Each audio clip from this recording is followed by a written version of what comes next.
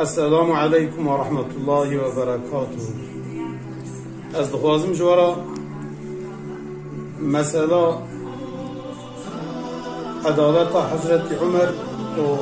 نوشیروان عادل جوارا بیجن. دبیت دور حضرت عمر دا سعد بن ابی وقاص والی شامی بویه. خواستیه که جامی کی فرب که جیوه مظلم بکه جامی که دا مستر چه که ایجا وان عرصه دورا و استملاک کریه پره خلقه دایا وان عرصه وان کریه جامی را اتبا کریه یکی جهو مایه اوه جهو نفستیه که عرصه خود فروشه گوتیه انا فروشه گوتیه حیرا عرصه خود بدمه امی زیده تر بدن تا کریه نکریه ندای قریبی دقات سیقات دای و بزوره جیستن دیه اوه جهو تابی ظلم لیهاتیه کرن پر برخوکتیه معادیوی بویه چویه مال جیرانوی گوتیه چما توسا معاده دایی گوتیه حال و مسئله من اوه جیرانوی گوتیه هر مدینه منوره خلیفه دین اسلام حضرت عمر الوره و او مروکی عادله محقق اوه حقیقه جای بستینه پر باوری اوی پیچه نابجر عادبه چه مدینه منوره ده پرسه دبه که خلیفه دین اسلام لکره دبه آوال بینه داره کی رونشتیه هر اوی داره ده چه درینه که یک بینه داره رونشتیه جلوی پینه کرینه او جیوکی انسانه که جرائزه تو دروی قرالا ناده تو دروی پادشاه ناده چونکه ایوان نوسانه جلوان او جلوان و ای حضرت عمر خشک و بنزمیش یبنا بن تاج سریوان اویاجی وکا یکی جرائزه بویه دل خدا دبی اولا که ویا چش مراد که لیدوی دی ساجی از اما جرا بجم از حتی بری آتمم زحمتی دیدی از جرا بجم دیچه صلاوه دده دبی حال و مسئله اوه حضرت عمر لسر کرمکی آنجی تعتکی دو کلمات نفسینه دده هر بیا بده سعد بن ابی وقاص اوه در دیتا چاره بکه اویا دفع جیبا خود و بری خود ده شامت ده لی پر باوری های پی چه نابه دبی که اوه چیز بیا داره یا مطر ازاد نفسان دخطا نفسان دامن و دبی ها حتی شامه پر دلیوی تو نبوشی لی گودی سب پشتی کنوی زحمتیه دیه اما شلا زرم بدمه که بلکی دردیم درمان بود دچه وقتا که وی مکتوبا که حضرت عمر نفسان دیه تسلیمی وی دکه دبی معادی وی زر دبی وکات تمزی اما دبی عرصه تا اید تایه و هر اوغرده ایجا اف جهوی آنه اف یهودی آنه مراقت که دبی گلو دبی کاغده دا چه هبو کرنگی تا وازر بو وکات تمزی دبی کاغد دا وهای از کر بود دگو دا عدالت دا از جنوشی روان نکم ترم ایجا اب جی دبی مسئلاوی هیه مسئلاوی جی ابه دبی جاره کی دورا جاهلیه دا ازو حضرت عمر هاتون بی باجار هانه مملکت نوشی روان دبی تبی دست دفاع بارکری ام هاتون تجارت بازرگانی ام هاتن دبی مدی هنک جه هنک خورد بجریتا دلیزن جریتا داویجن دبی مجی تماشا وان کرد دبی هنکی کلش هنکی ریبر قلا بالغ بون دبی هاتن دبی مبرن و پر بون دبی منکار بوان بزوره وان دبی مبرن ام دبی ایواری هاتن خانا کملی رادزان ام پر معددای بون محزون بون خمگین بون خواه خانه گو خیره چما اونسا خمگینن مگو حال و مسئله اوه گو هرم با نوشی روان عادل